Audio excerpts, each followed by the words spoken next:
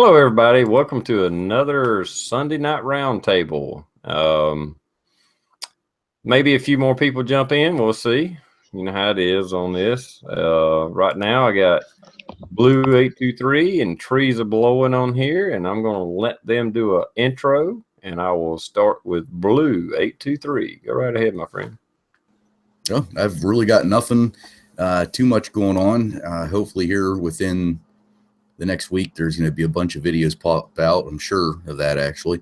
But other than that, I got really nothing going on. Nothing really, I guess, newsworthy, anything like that I see that's just like red flags that we need to discuss or anything. But thanks for the invite as always, and good to see everybody out in the chat room.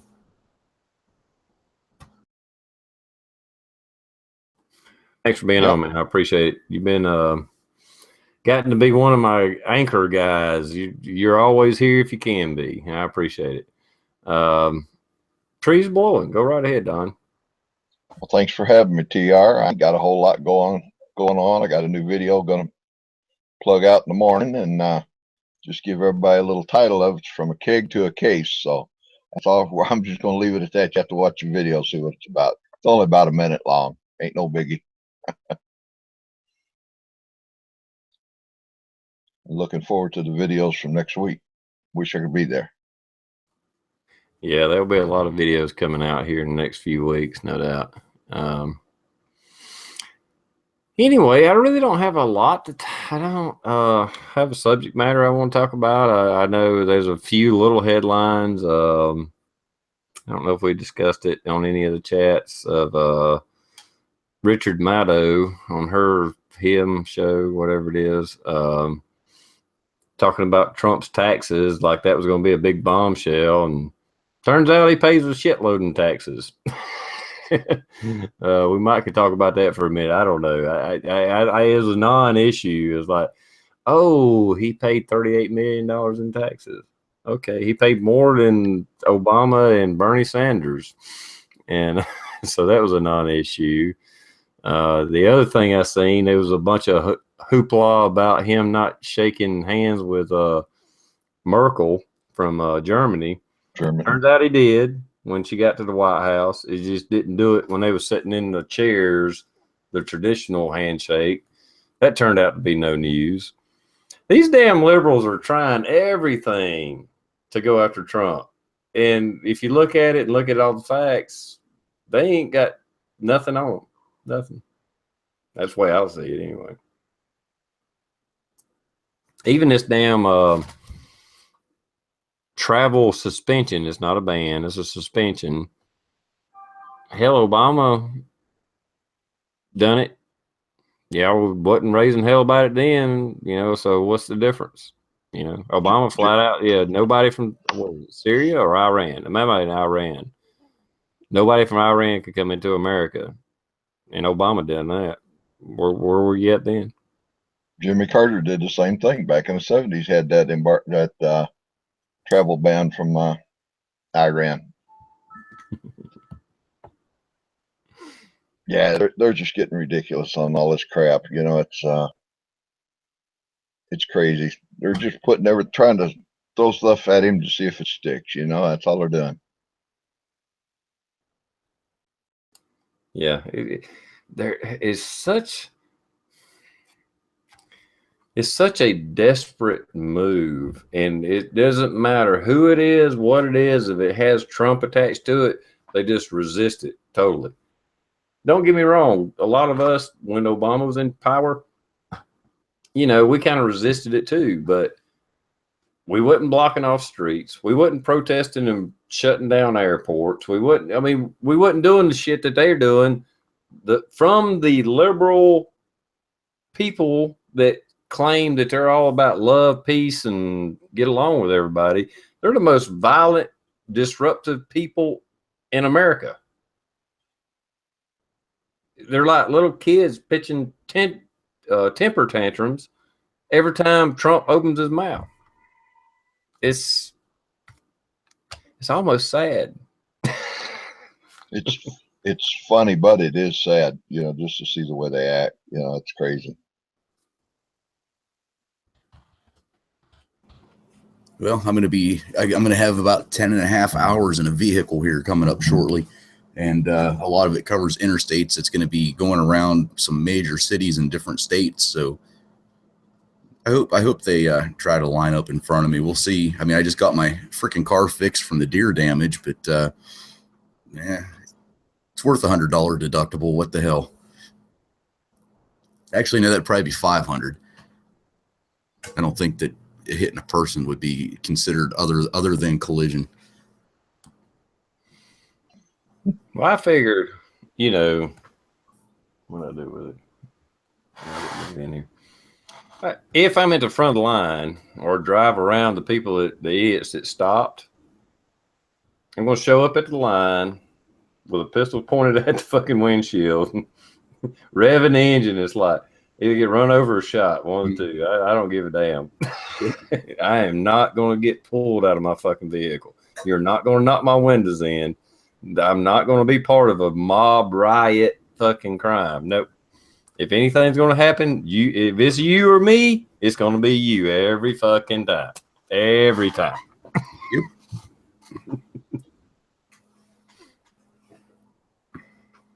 It's just like I was thinking today, if I was Trump, I'd say to these judges like Hawaii and Maryland, and is it Maryland?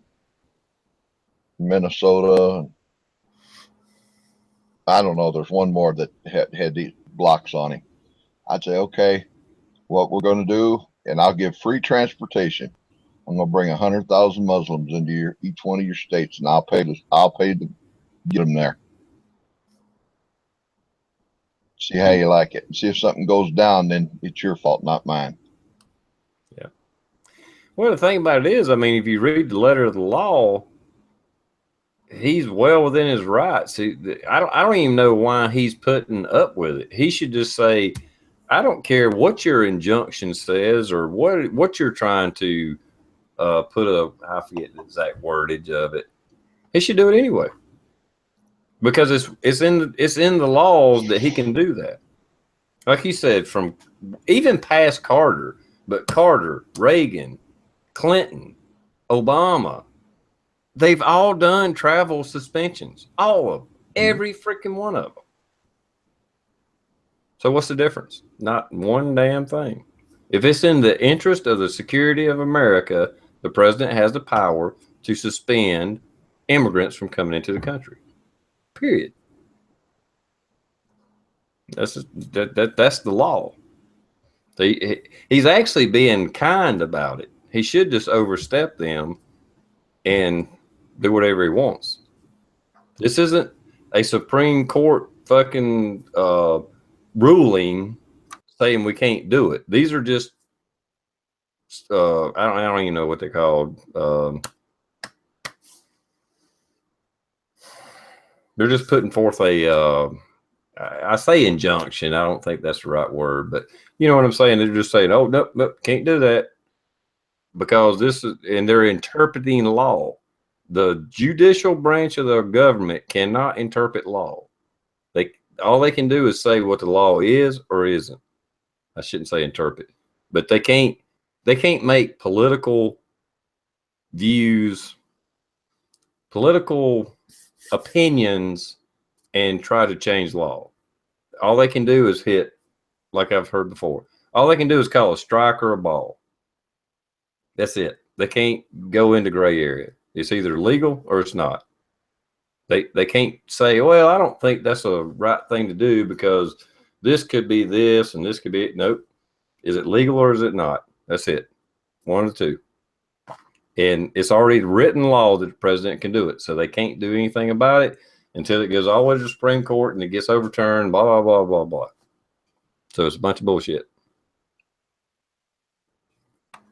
It's just all political. They're trying to make law from the bench. That wasn't intended. Sorry. I'm running off at the mouth. Well, it's just like Roberts did with that Obamacare. You know, when they had that ruling, he just ruled it as a tax instead of what was the word that Obama had for it? That it wasn't a tax, it was something else.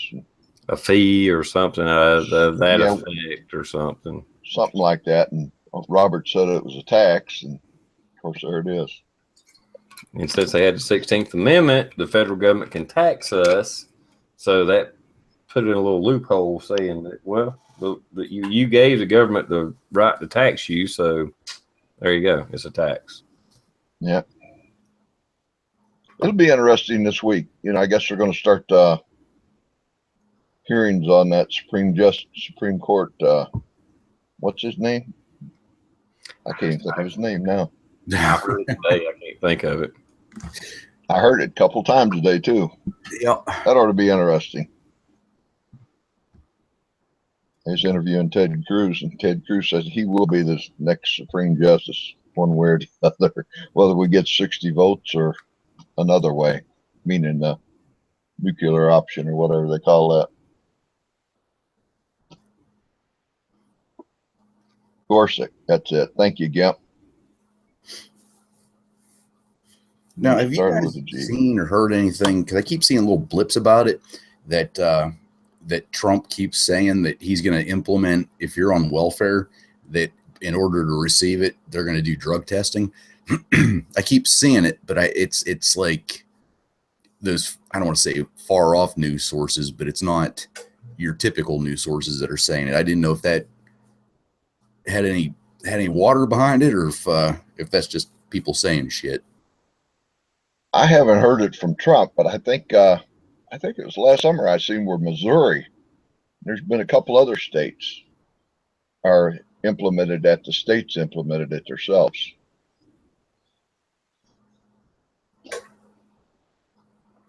Yeah, we've had this discussion a lot, though. If you're going to drug test me so that I can work to pay for your free shit, then they can drug test you before you get it. Well, it's just like voter ID, Blue. We have it here in Michigan. We have to show a picture ID. Why wasn't it unconstitutional when they implemented it here, say in Texas? They don't, the judge keeps ruling that they don't have to have voter ID because it's a discrimination and all that. I can't understand why some states have it and some states don't, but yet the states that don't, that want to get it, it's discrimination. I just can't figure that out either. We're not required to show ID whenever we show up to vote, but we are required. Like if I were to move and I would be at a different voting precinct or whatever you call them, the first time I went there, I would like after I got all my voter registration redone, the first time I show up, I'm required to show some form of ID, and then after that, I don't have to show anything else ever unless I move again. Then I have to do it the first time showing up again.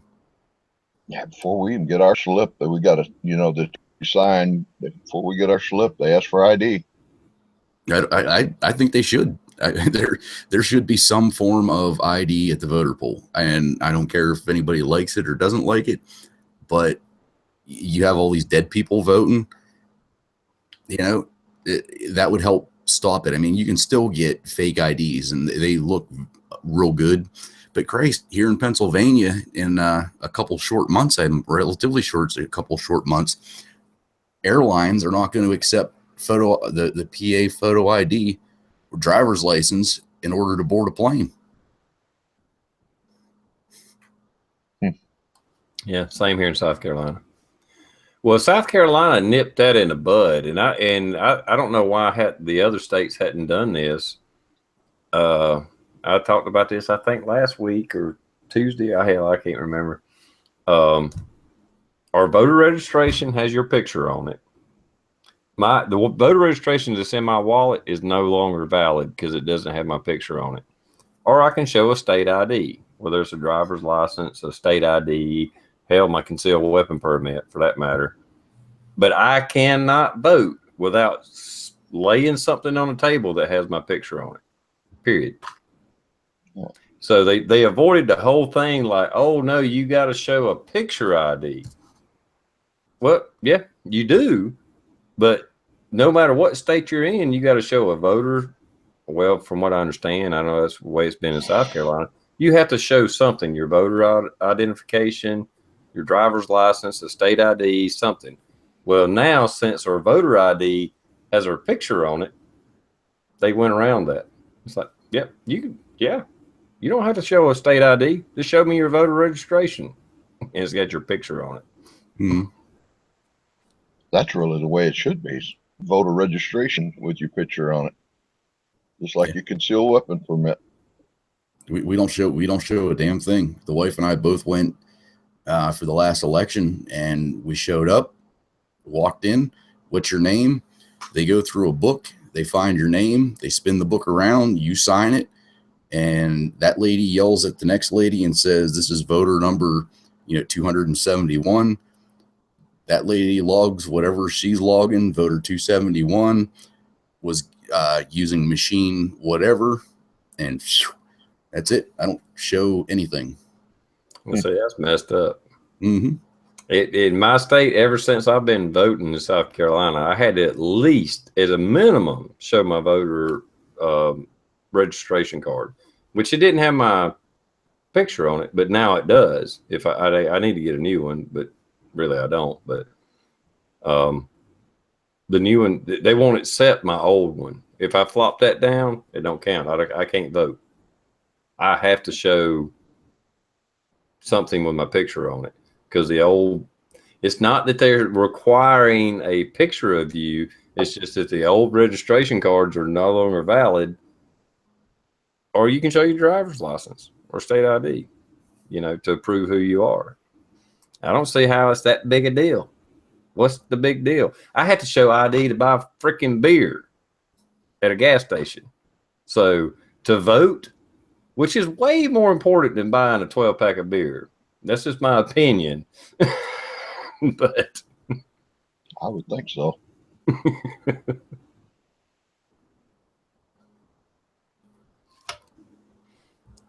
Yeah, I mean, that's what I've done for the last several years. I just throw my driver's license down. I don't care. Yeah, I am who I am. Yeah. Sign me up. I'm voting. I don't mind showing mine. Not at all. I'd actually prefer if they would, because I was just like, man, I can't believe, because I'm looking at the side comments also, and it's like, we have to show ID, we have to show ID, we have to show ID. I'm like, man, am I wrong? Is it just that I walk in there because we're a small area, they just know who I am, so they don't, they don't check it? But it says from the Vote PA website, all voters who appear at polling places for the first time must show proof of identification. And it's it, just for the first time at the polling place. After that, no more.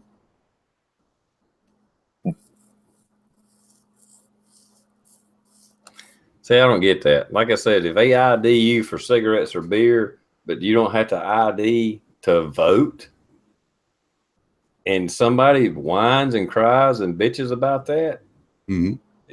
You got an agenda going on. There's no reason people don't have a ID. Yeah. You need I mean, if you think about it, you need ID, at least in our state, if you some forms of welfare, like if you have the checks, they require ID. I know that the WIC, which in Pennsylvania is like women, infant, and children, like for people that need a little bit of help for, to make sure the baby's eating the right formula and they get the fruits, the veggies, cereals, that type of stuff. They give you I don't know, it's not a whole lot of money, but it helps. But they require ID to cash that type of stuff. So, and like you said, beer. If you need ID for beer, you need ID for voting. Every doctor I go to, they ask for my driver's license and my insurance card. They ask for my driver's license. Every doctor I go to, everybody I know of, got to give them driver's license.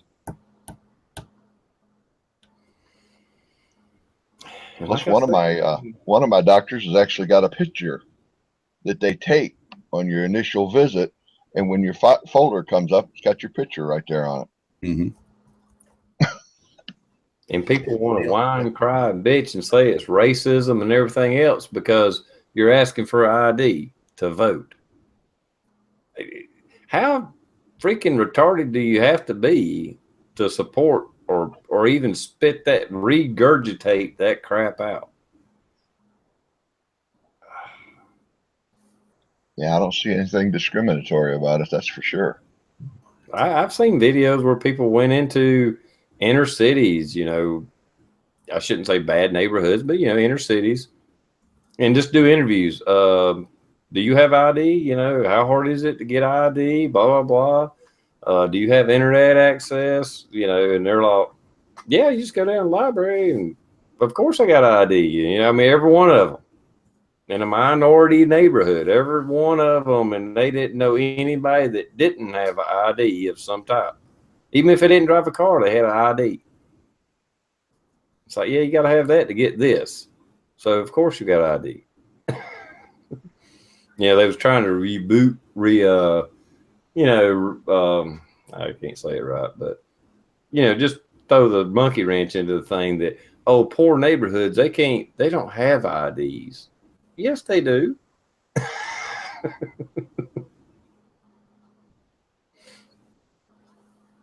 Yeah, Mindy, Patriot Angel just said she has to show ID to get Zyrtec D. It's an over-the-counter prescription. It's an over-the-counter drug like Sudafed, stuff like that. If it's got a certain drug in it for sinuses or colds or whatever, if you have Oh to yes. ask the pharmacist for, if it's behind the counter back there, you got to show ID for that stuff. Yep. Yeah, Sudafed. That's big with meth, and that's like one. Somebody else in the side chat said something about they were getting windshield wiper fluid and was asked for ID, and I'm like, what the hell? I've never heard of that. So I typed it into the old Google machine, and I don't know what kind of meth you're making with windshield wiper fluid, but apparently some of the different windshield wiper fluids have a chemical in it that they use, which that's new to me. Maybe that's why we sell so much of it at the station, but we don't ask for an ID. She said that, or my friend, I think it was a she, said that. That's the first I'd heard that. Well, if you read the ingredients of meth, that doesn't surprise me one bit. You got red, what is it? Red, you got red devil lye. There's some nasty stuff. I don't know how anybody come up with that. And if anybody's seen the ingredients, thinks that, you know what, I should light that on fire and ingest it. There's nothing in it that's any good for your body. It's like poison, poison, poison, poison, poison. Let's mix this up together, light it on fire, and ingest it, and we can get high. Mm-hmm. It's like, what the hell are you? It's Drano, and it's like, what the freaking lithium battery strips.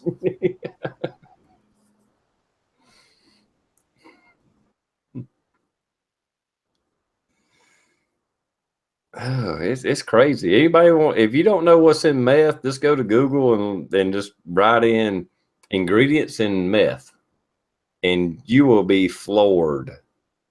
You'll definitely understand why all their teeth rot out and their face caves in and all that. Just like, I'm surprised they live as long as they do.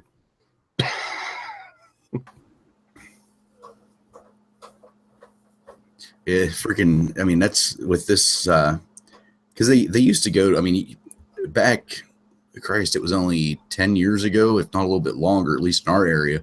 You know, that shit showed up, and I mean, they had like labs built into the earth. It's like our prepper bunkers. They had bunkers for making this shit. And I mean, it was like a fully functional. You had this little glass container with the hose coming out of it going into this, and I mean that shit was dangerous enough. But now they have it to where you grab a goddamn Gatorade bottle, you put all these chemicals inside a Gatorade bottle, you put a little bit of water in it, and then you have to cut open a lithium battery strip. And if you guys ever open a lithium battery strip, lithium, if you touch it to your skin because it's got water on it, it goes like right the hell now. But anyway, they put the lithium strips in it, they close it, and they sit there and they shake it, and all the gases and shit get all, and then they got to open it. So they're sitting there opening this shit. The fumes are coming out, literally burning their fingers, burning their lungs and their nose and stuff. Not to the point of killing them, but then they tighten it back up and they sit there and they start shaking and they start shaking and they start shaking. They got to keep doing this, and that stuff. Whenever they open it, like after they get done with a round of shaking and the pressure starts getting high, all the oxygen's out of it. So whenever you crack it to let that pressure bleed off, oxygen fills in, and it rekindles the lithium and the water, and it starts flaming inside. So you got to hurry up and shut it. And it's like, you know what? Holy, I mean, damn. And they're driving down the road doing this. Yeah, and then you're going to ingest it in your body. Mm-hmm. Yeah, that sounds like a good plan. Yeah, see how that works out. There you go, Coda. I'm doing that shaking movement again. I'm pretty good at that.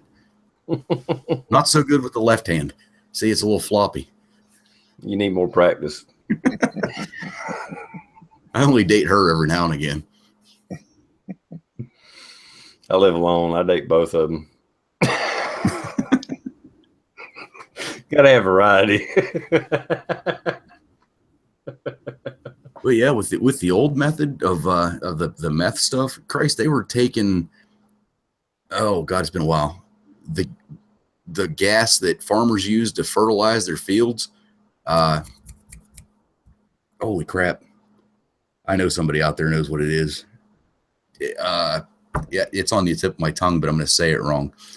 But people would show up with their propane cylinders, screw an adapter into like a huge freaking, that's not chlorine, a huge cylinder, and they would find these fucking meth heads dead because the fumes, like, because it's liquid, but whenever you transfer it, it turns into a gas, and anhydrous ammonia, that's it.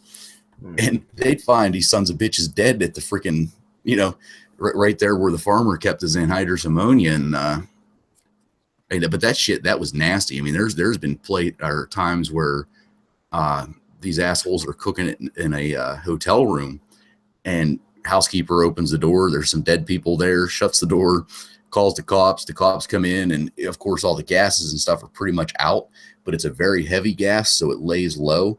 And what's the one thing you always check under whenever you're looking for shit? You always check under the bed. And there's been a couple cops that have went to check underneath the bed, and they lift the comforter up or whatever, and that gas comes out, and I mean, you're dead instantly. It turns your lungs to goo. I mean, you're done instant. Yeah. But yeah, let's inject that into our system. Yeah, that sounds like a good idea. Let's ingest that into our system. What the hell? Yeah, heavy gases, you got to be careful with that. I know, like when you weld galvanized metal, you got to have a lot of ventilation because it's so heavy. Once it gets into your lungs, you can't actually breathe it out. Maybe if you stood on your hands, you could get it out. But at that point, you're not going to be able to do a handstand. So, yeah, heavy gases. Yeah, cigarettes, liquor, and beers. The only thing I do, I don't even take aspirin. Very seldom, anyway.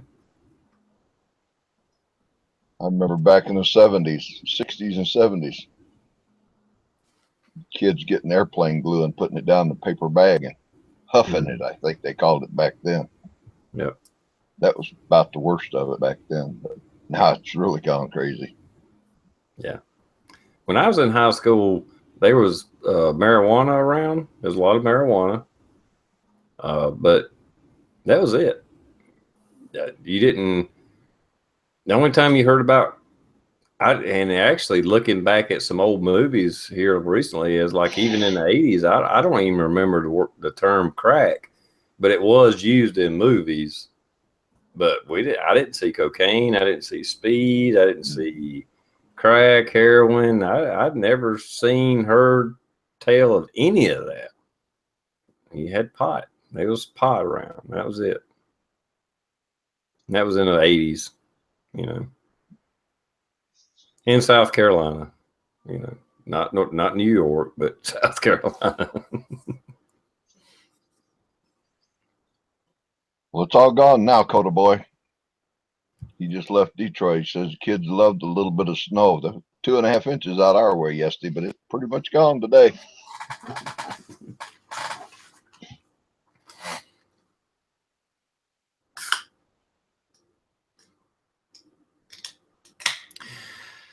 But anyway, hell, the number one drug killer nowadays is prescription drugs. Yeah. Yeah, that's as far as drugs, I'm not sure about my total number, but as far as drugs, I know prescription drugs kill more people than illegal drugs. Right. Yeah, I was in the doctor's office the other day, and you need a refill on your Vicodin? I said, I still got 100. I think I got 98 of them from the last time you give them to me. And they're about 5 years old now. I don't take that crap. Yeah.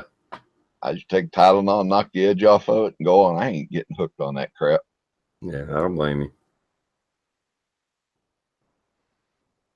My step granddaughter, she got hooked up on a couple years ago. She was a mess. She had a lot of trouble with her back. And she got hooked up on painkillers and messed her up, man.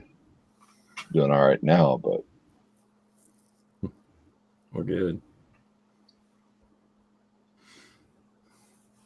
Yeah, I know. I don't mean to bring the chat down or anything, but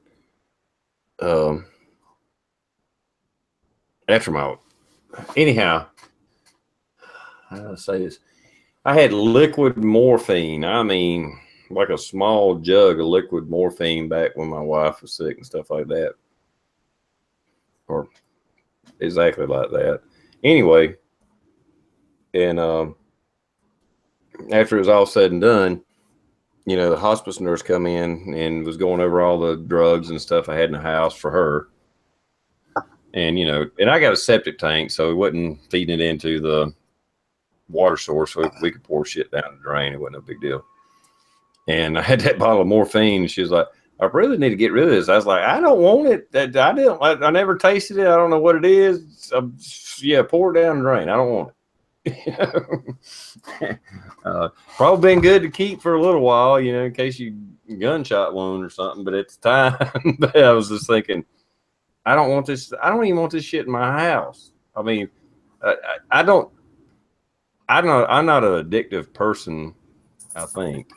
But I mean, with all the stuff I had with her going through cancer and stuff, I mean, I had some powerful drugs in the house, and I never touched any of that shit. I didn't want no part of it. It was just there for a purpose, and once that purpose was gone, yeah, get rid of all that shit. I don't need it. I don't want it. Just, you know, get rid of it. that's what my wife, when she had her surgery back in December, they gave her some Percocet. Is it Percocet? That wasn't Percocet, was Tramadol. I think it's, I don't know what the name of it was. Anyway, it's addictive stuff. And she was taking it. I mean, I said, you need to quit taking that crap. I said, you're going to get hooked on it. I said, just take some Tylenol.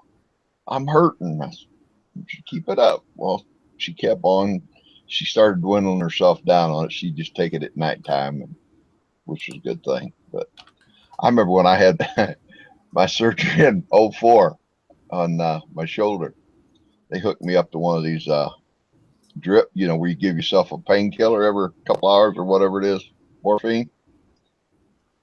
Nurse come in that evening. She says, have you went to the bathroom yet? I said, no, I don't have any feeling to go. Well, she did a ultrasound or whatever they do on the bladder, and it was about 3 times its normal size. I didn't feel like I had to go. And she said, well, that's what the morphine does to you. She said, we're going to have to catheterize you. I said, you going to what? She said, we got to catheterize you. I said, well, all right. She come back in. This young nurse is young nurse. She was in training. She says, I would like for her to do it because she's never done one. I said, well, I'll tell you what, she's got one shot. I know she's got to learn sometime or another. You got one shot. I mean, it, no problem whatsoever. And when I had my next shoulder surgery, and I think it was 08 or something like that, they hooked me up to that. Nurse comes in and says, how come you ain't taking any medication? I said, I ain't hurting at all.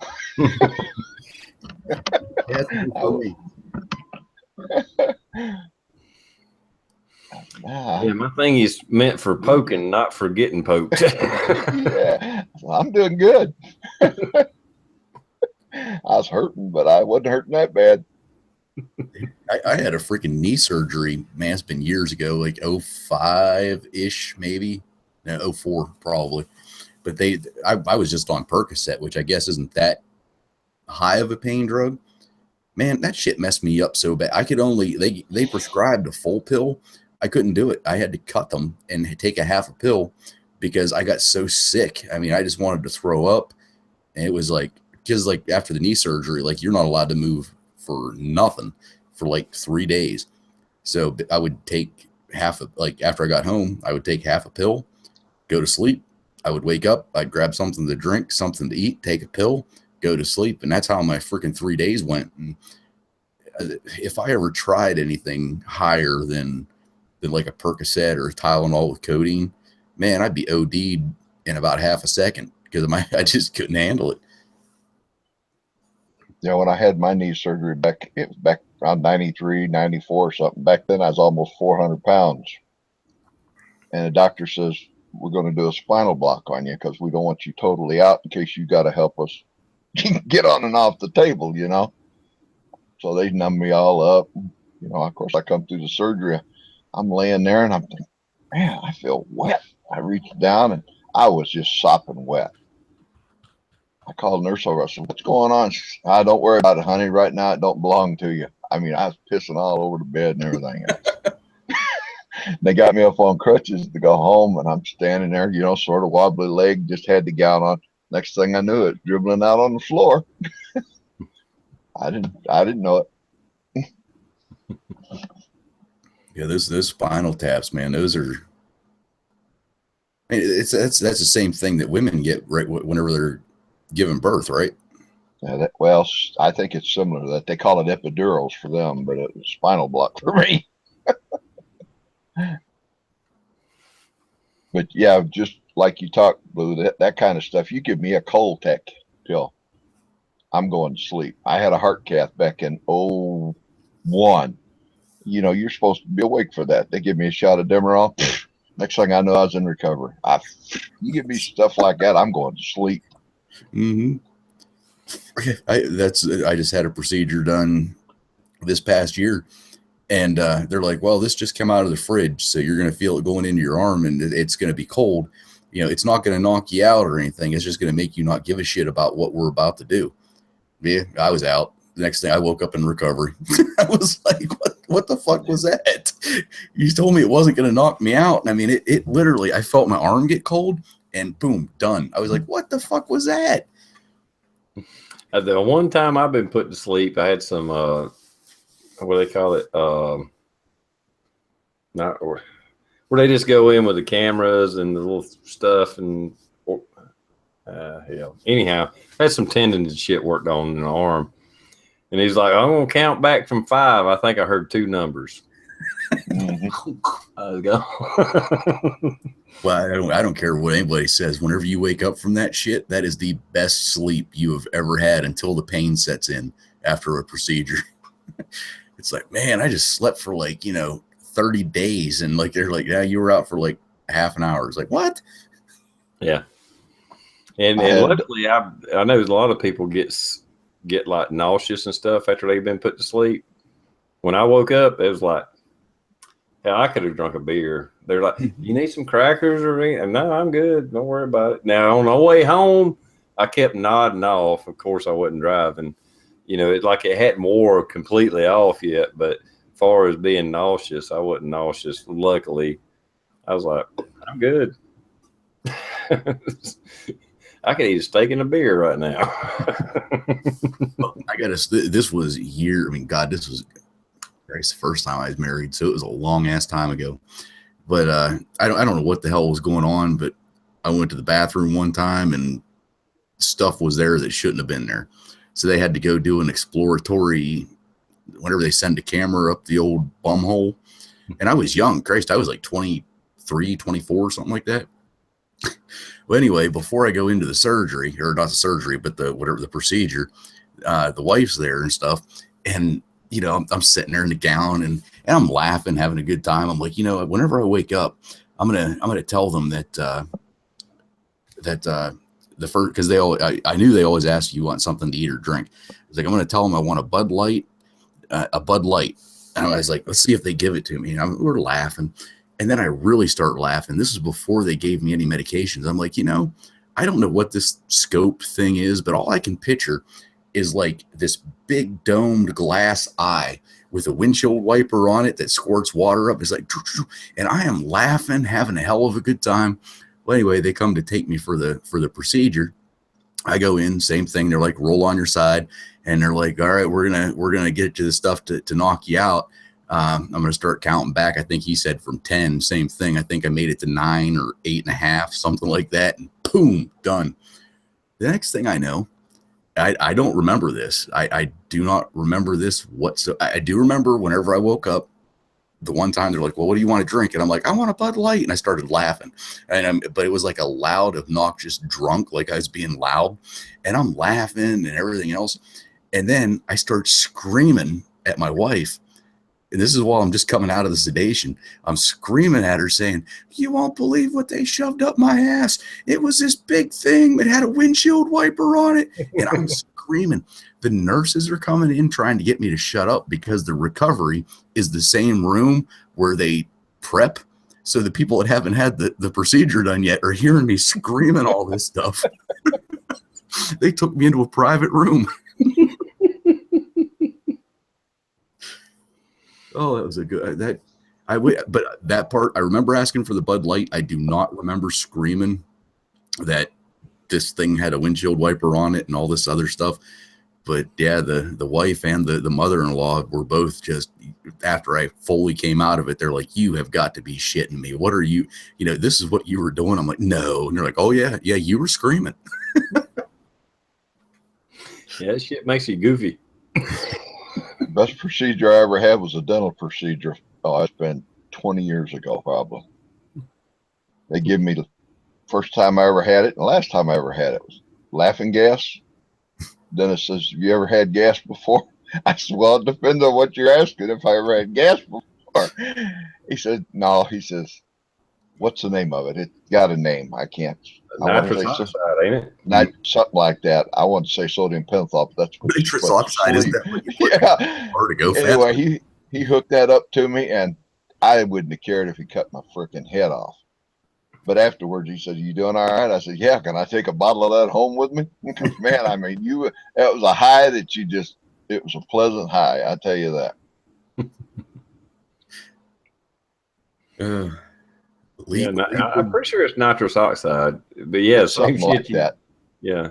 I thought nitrous oxide was what they put in the little canisters to make your little rice burners go faster going down the street. It is. Huh.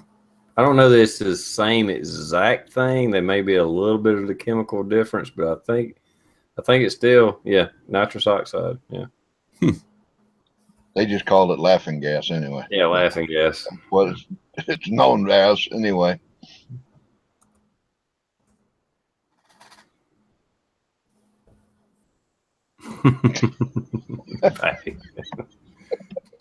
He Coda boy. Knife, and I screamed. When I had my vasectomy, the fucking nurse was trying to cut jokes with me, just trying to make me laugh while the doctor was doing the procedure on me. But that was a very quick, and it was good that she was joking around with me because it took my mind off what was going on, because it was more of a mental pain than it was a physical pain. A little bit of a tug here, a tug there. It's like, you felt the tug, the tug. I felt that. You felt pressure. It's like, this is, oh my God, what are you doing? This is not good. The knives around that is not good. Yeah, when I had mine, they had a mirror up there. Doctor said, you can watch the procedure. I said, I don't think so. Yeah. I was the same way. They didn't have a mirror, but I didn't even want to have my head pointed straight in case my peripheral vision caught something. So I was looking at the wall over here. Yeah. I had one of those this year too. That was not as bad as I thought. It's one of those things where I was like, man, I don't want to do it, but I already got 3 kids and 2 years from hitting 40, and I was like, no more. And then it's like, yeah, let's just do it. And I went in, did it, and I was expecting the worst, but other than a little bit of, you got to be careful standing up and sitting down, 3 days, you're good to go.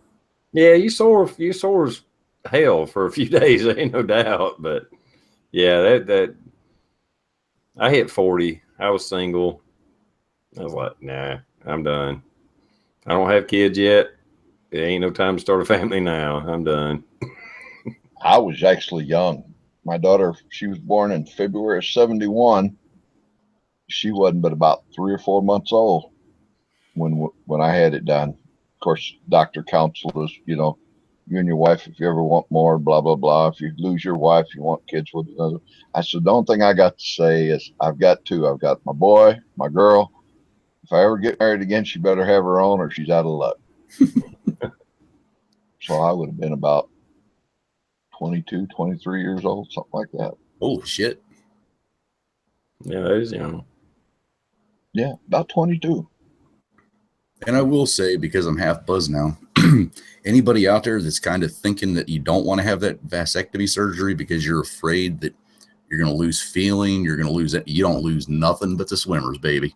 And that's all I got to say. Yeah, you don't lose anything. Nobody would know the difference, including you. Mm-hmm.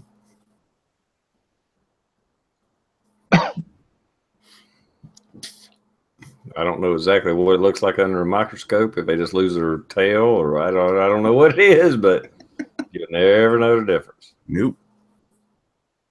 Best money I ever spent. Yeah. Oh, yeah. Just as soon as a woman comes up knocking on my door with paternity suit, nope, I believe you're wrong. It wasn't me. Knowing you'd be one of them guys that it actually grows back together 30 years later. It'd be like, what the? Probably. I try to live a good life. I'm hoping Murphy's Law won't kick me in the ass on that one. Plus, the women I'm messing with are getting at that age where they're not really susceptible to that anyway. So, a lot of ladies had kids late in life. well, I mean, but see, I got the odds stacked against me of that happening. I'm fixed. They're getting older. The odds of me having a newborn baby are pretty fucking slim. You know.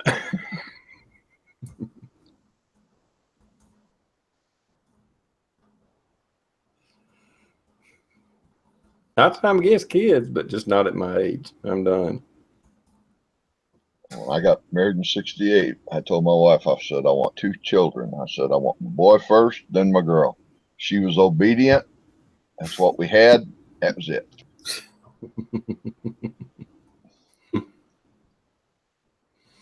Yeah.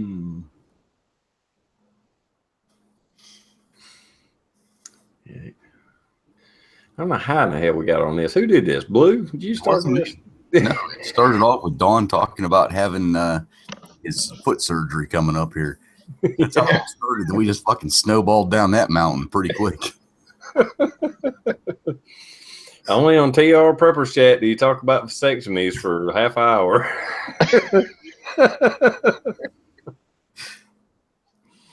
The funny thing is that everybody out in the damn chat room, they're like, "Oh, I had this done back. I had this done." It's like it spills over. It's contagious, you know. Who talks about this shit? Nobody. Yeah. We went from meth to vasectomies in like 2 minutes.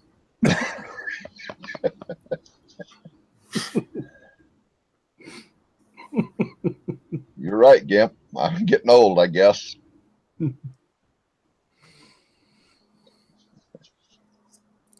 I'm not even going to say, I'm not going to try to make Don feel old, so I'm not going to say anything about any of that. Hey, Yeah, the thing is, he's still out there. He's still doing stuff. You know what I mean? You see some people that retire, even though I know you're partially retired, but you still hold down a job and stuff. But you know, you see some people once they hit that retirement age, it's a reclining chair for the rest of their life. It's like, no, get up, do something, go shooting, go fishing, go hunting. Well, it was a lot like that the last 8 years, Blue, until I started that job last April. I just flat got tired of all that sitting around. You know, retirement's a good thing, but you got to have some money. That way you can travel and do things that you really want to do. If you're not rich, retirement sucks. All right. A few of you know me on Facebook. getting to the retirement thing, and Don, I know you're active in your retirement years, semi-retirement years, but I thought this was a good quote. Life is not a journey to the grave with the intention of arriving in a pretty and well-preserved body, but rather to skid in broadside, thoroughly used up, totally worn out, and loudly proclaiming, "Wow, what a ride!" Author unknown. That's what I plan on doing. I'm going out with a bang. Just You might as do well. everything you can while you can, and I'm a kind of a lazy guy, but at the same time, I'm not I don't see me retiring and just sitting in the recliner watching TV the rest of my life. I just don't see that happening.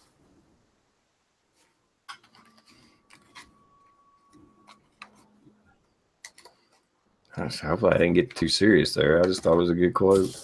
Oh, no, that is a good quote. I was looking at something else. While you're doing that, I got something, and I wish I could figure out how to save this thing on Facebook. Let me see if I still got it on my phone. Another little thing that about retirement. I might have deleted it. I know even my grandpa, my dad's dad, when he retired, he was a peddler, I guess you'd call it. I don't, he started a little flea market at this little gas station and set up arrangements with the owner, and him and some of his friends, they had like a little flea market thing going on the weekend. I mean, up until the, pretty much to the day he died, he was out there just something to stay active. He'd get bicycles and repaint them and sell them for $10 or whatever. Just something to do. He never stopped moving, This, I got this email. I don't know if you can really see it real well. You see these old folks on the bus? Yep. The caption of it is, "To help save the economy, and the government will announce next month that the immigration department will start deporting seniors instead of illegals in order to lower Social Security and Medicare costs. Older people are easier to catch and will not remember how to get back home. I started to cry when I thought of you. Then it dawned on me, oh, well, I'll see you on the bus." That's actually a hell of a good idea. Oh, God. The problem is the illegals are getting Social Security benefits, food stamps, and all that shit. Yeah. Mm-hmm. I seen a story today where they were illegal aliens in record numbers are not applying for food stamps and federal benefits because they're afraid they're going to get caught now. Yeah. And I agree with that. And hey, if they're applying for it, that makes them an easy target. You know where the fuck they're at, because people don't lie about the address you send them free money to.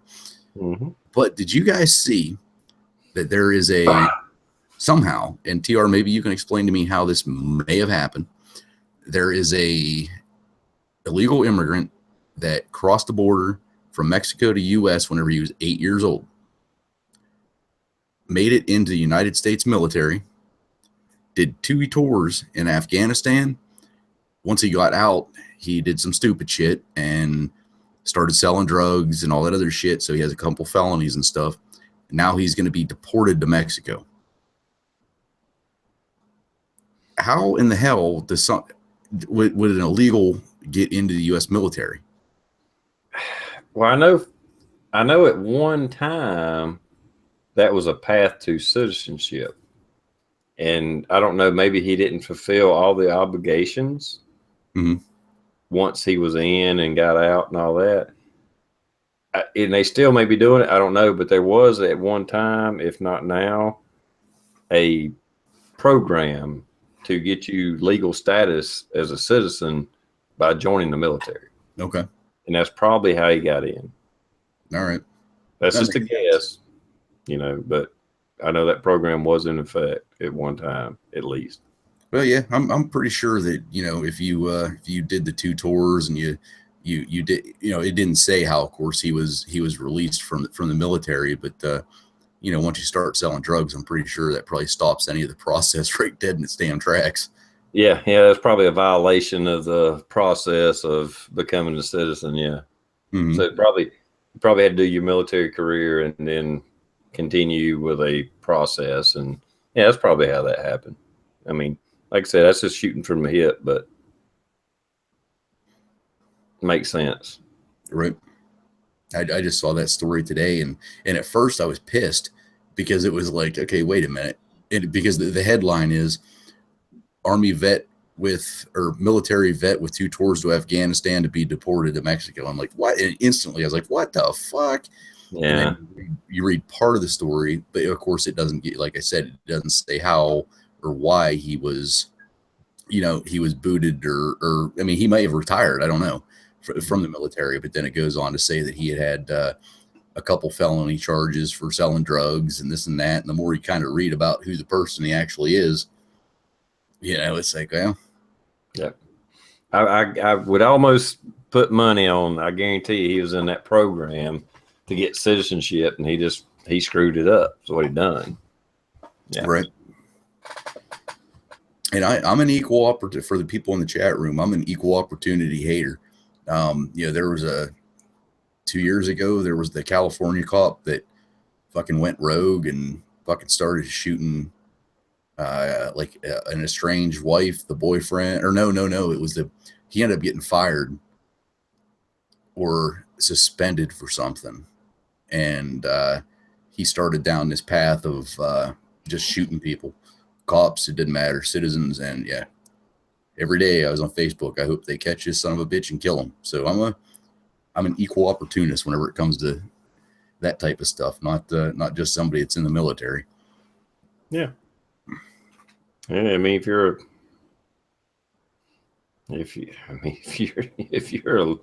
a slimy son of a bitch, I got no pity for you whatsoever. Yep. Yep. You shoot a cop and go on a run, you shoot a citizen, go on a run, and somehow you get shot in the capture of yourself. Mm-hmm. Oh, fucking well. This guy, yeah. Do you remember that? It was definitely California, and he ended up. And they cornered him in a cabin and ended up burning the cabin down or something like that. Is that it? Yeah. I don't know if they burn it down or he burned it down, but yeah. My point, who cares? Who cares? Mm-hmm. Speedy trial. Well, didn't he shoot a couple of his fellow policemen? Mm-hmm. Oh yeah. And then he'd go blasting through roadblocks and hit people, and yeah. We do have a right to a speedy trial, and I hope that my right for that is never given up if something happens.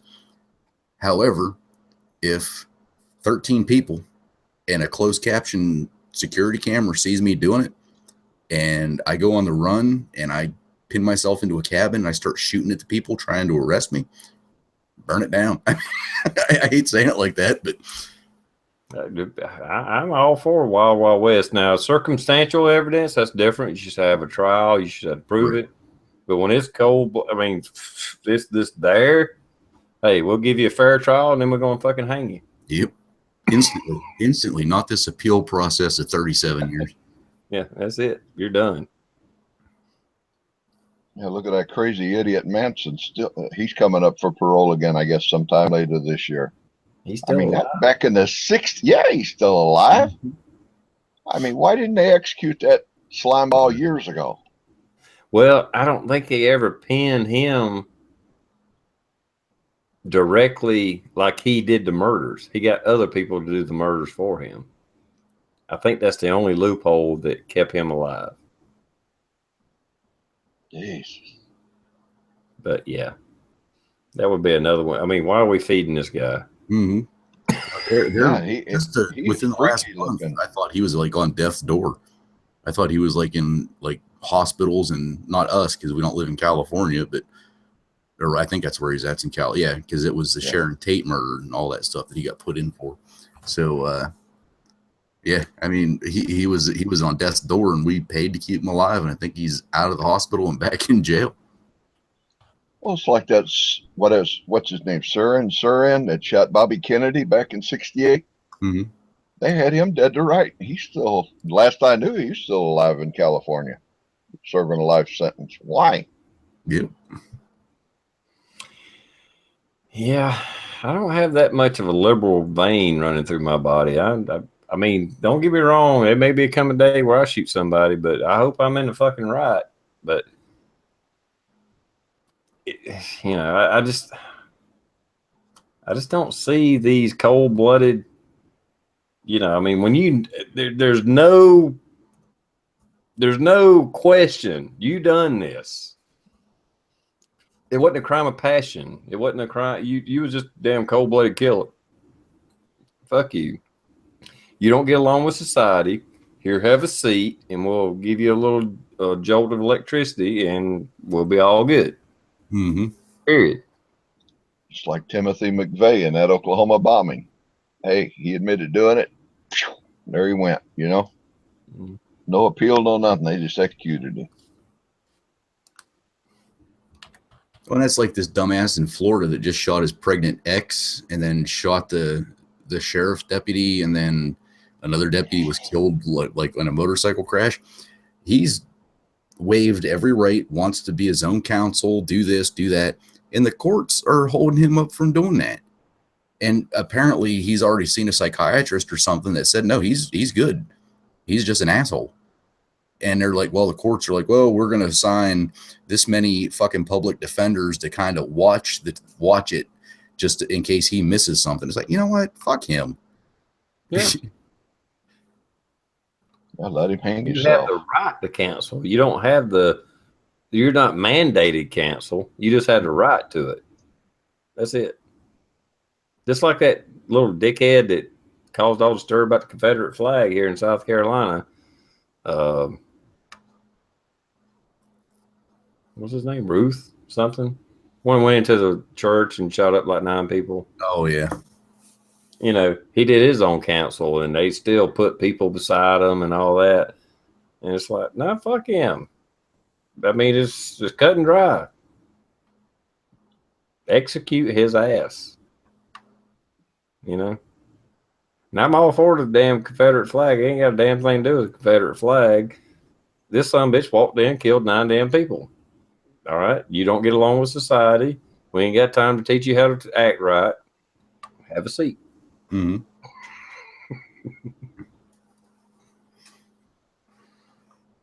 You know, if somebody's trying to mug me or trying to steal my truck while I'm still in it or something like that, and I shoot them and we go to trial, well, okay, it's a little different situation. It's self-defense, blah, blah, blah, blah, blah. Mm-hmm. But if I walk into a business, church, house, whatever it is, and just start killing people,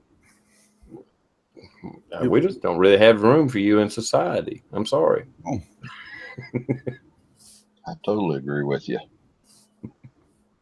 It's just like when Hinckley shot Reagan, all them Secret Service guys.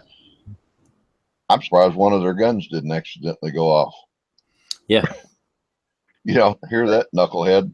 I guess they just released him, or he's up for, they're going to release him this summer or something a little bit. Yeah, I read about that. I know it's probably a joke, but at the same time, it could be true. I don't know. I think I've told this before. It was some old saying, or not saying, but joke, or like I said, truth. I don't know. Happened years ago. This guy shot a cop that was down in Florida, as the story goes. Down in Florida, he shot a cop that had pulled him over for a traffic stop. Where'd Blue go? Anyway, so a big police chase ensued. The guy finally wrecked or ran out of gas or whatever he done. And by that time, he had like the entire police force of that county or whatever on his ass. And they shot him like 100 and something freaking times. And supposedly, this is the way the story goes. I got a feeling it's true, but it might not be. was actually asked by some news station, why did y'all shoot him 150 times or whatever it was? And the sheriff replied, that's all the bullets we had. I remember hearing a story similar to that. I don't know if it was true or not. Yeah, whatever the number was, I just pulled a number out of my butt. But it could be true, it could not be true. But I'm pretty sure if you shoot a cop and cops corner you, you're probably going to get every damn bullet they got. It's probably seldom that you don't. And sometimes that happens. But I can understand, I can relate, and I really don't have no fucking mercy for them. I know I posted a video on Facebook here the other day where somehow a cop had pulled over a guy, and the guy had subdued the cop and was on top of him, like choking him or beating the shit out of him or whatever.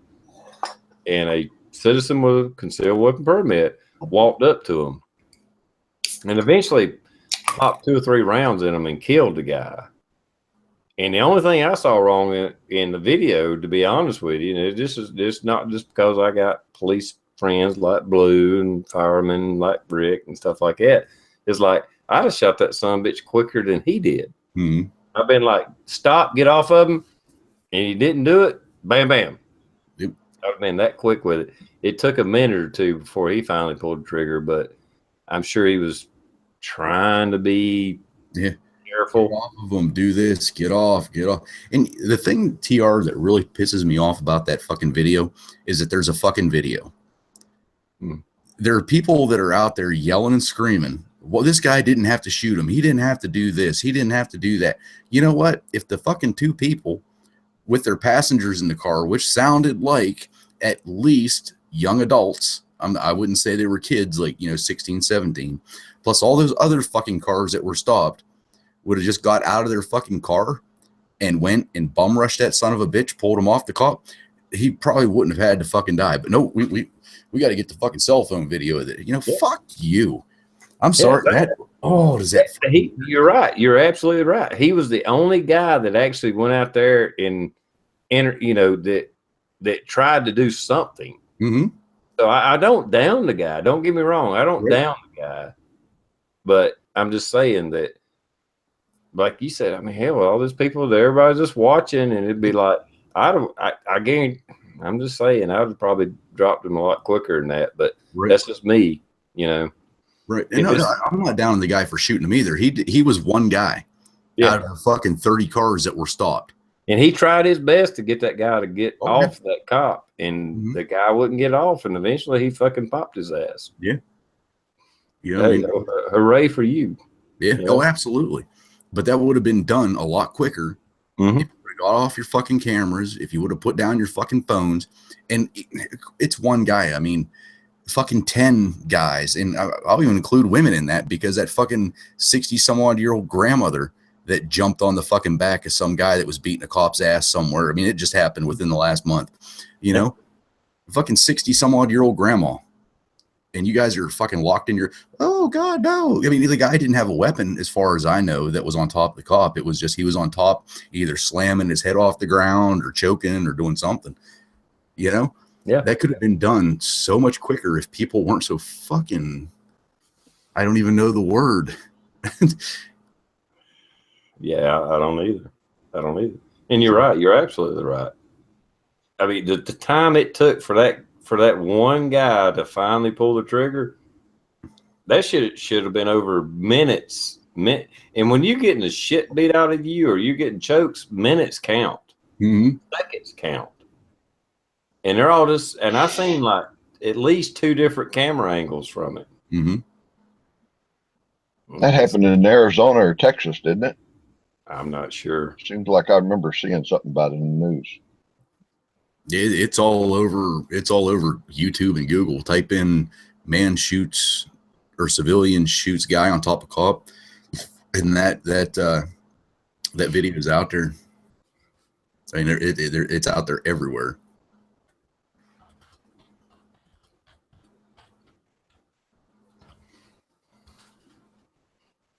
Hey, Rick. Hey TR, how you guys doing tonight? Hey, Rick. I'm coming in late, but I'm here. I'm still at work, so I got a few things to do. Oh, don't fucking lie to us. Listen here, Copper. I know you finished the box of donuts, so don't even start with me. Power. How many times do I got to tell you? Power rings. Power rings. That's right. I'm not going to remember that for some reason. Got a good crowd out there tonight, I see. Pretty good. We're pretty active out there in the external. Yeah, some good comments. So what have you guys been talking about tonight? I heard the last topic, but I just got here. What were you talking about? We were talking about Drugs, vasectomies. Wow. We had quite a range of subjects tonight. Hey, get it done, man. Looks like we're all in consensus on getting it done. Mm-hmm. Best thing I ever did. Yep. Hey, Brian.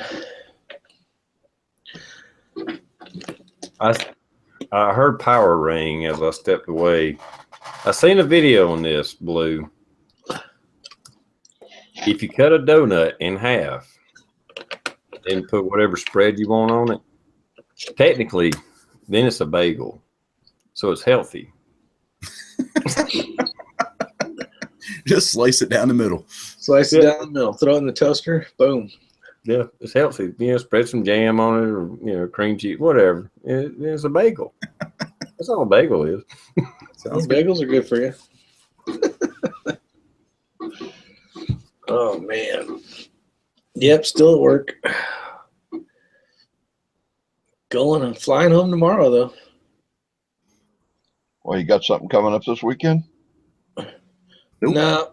Just sit around the house and be bored.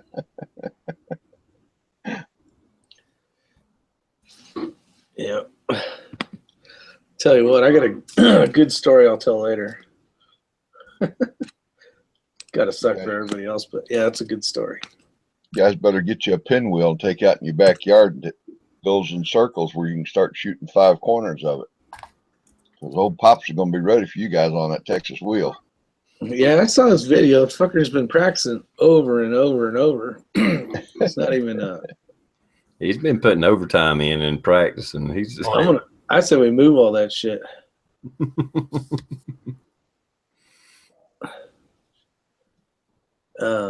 Yeah, it'd be fun. One night when he falls asleep, we just fucking change it all up on him. Go out there and glue them paddles on that star and have him shoot it the next morning. Oh, weld them. Hold them right on there. Yeah, let's weld them on there. Reload some later loads so that like they drop before they get to the. Yeah, give him some squib loads. He had a good time on that deal. Mm-hmm. I can see where he can make up some time, but he shot well, especially on the Texas Star. Yeah, he had a good pattern going. He just got once it started going one way, he just waited for it and just kept popping them as they came up because the weight just kept it going that same direction. I'm hoping that thing doesn't. I've seen competitions where people screw up and they try to start, doing this number. He actually had it down right. Just keep popping that same area, and it'll just keep rolling around to you. Yeah. I like the second video he put out on it. The actual video, the real times where he was missing it. Yeah, real video. Or something that's what like I'm that. gonna look like. I already know it. I'm gonna go out there and shoot like shit. I can already tell. Yeah. Those things kick my ass. I hate those damn things. I hadn't practiced in weeks. I'm gonna be so rusty. I'm just gonna be cameraman. I tell you what, if I was there, that would be the highlight, is just to have a leisure chair and sit back and watch it. And I think that would be just as much fun as participating. Oh, that's what Coda Boy said he was going to do. He's I shoot so much because of he gets off early in the day, so he goes shoots for a little while at the range. He's I think I'm just going to bring some beer, some bourbon, and a chair to sit and watch you guys. Make fun of everybody else. Yeah. I hadn't done that much shooting at any of his events. I mean, honestly, I did run through some stuff and did some shooting, but to be honest with you, I probably just sat around and shot bullshit and made videos more than I did anything. It was more that just the getting to see and talk to people than it was the shooting. But it's a little different for me because hell, all I gotta do is walk outside and shoot. I know I'm a little bit spoiled in that. So, and even the competition, it was fun competing in a few of the things, but I still didn't practice for it. It's just like, just run it. What do I get? That's okay. For me, it's been goddamn winter up north here. We ain't had time to go the fuck outside. You're going to get the, is what it is. Yeah. And it don't matter. It really don't matter. Yeah, I'm here to have fun. I don't give a shit. Oh, yeah. I promise you'll have fun. Oh, it's guaranteed or your money back. Outstanding, because I have a big deposit down on this.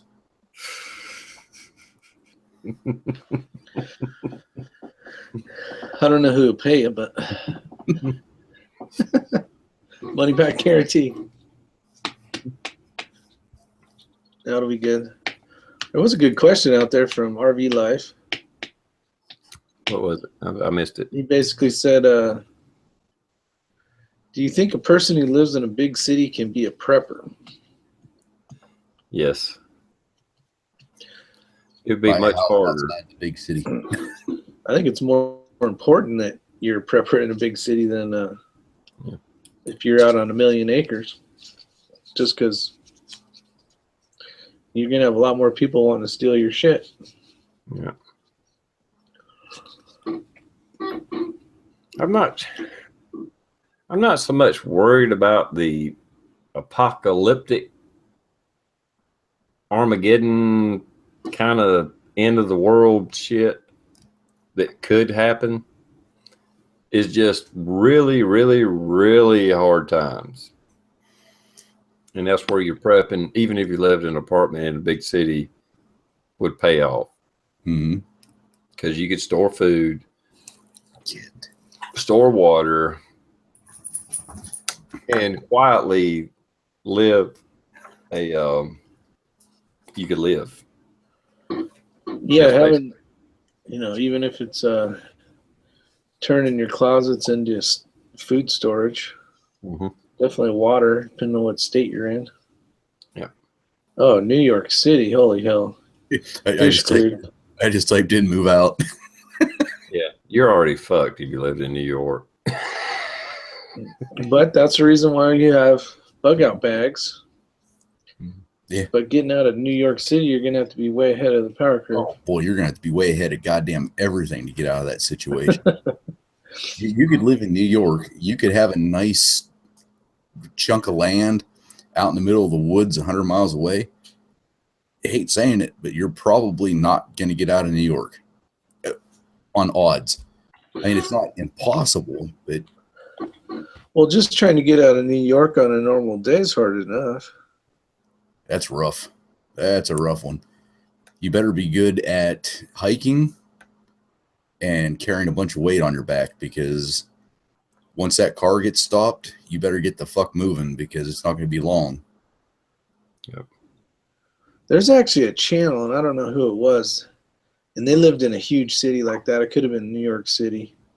And they basically had plans of, they grab their bug out bag, and then the way they would use transportation or their trail was all the waterways, the concrete The spillways.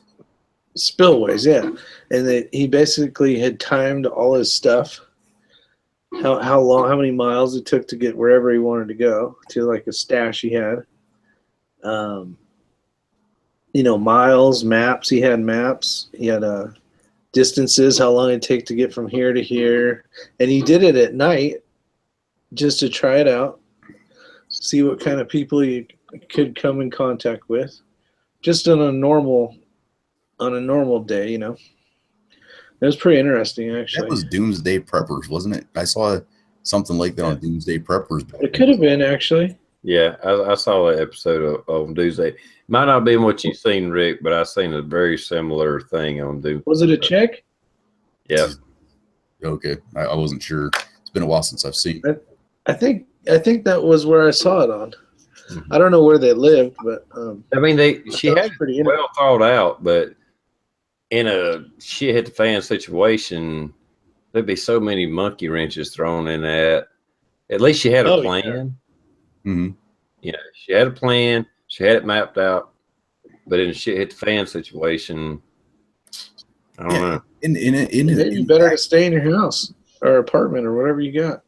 Yeah, and that's just it. In an actual shit hit the fan situation, you're gonna have people reacting different. You're gonna have, I'm gonna guess, the majority of the people sheltering in place, unless it is a holy shit. There's a major asteroid heading here. It's gonna hit us in 48 hours.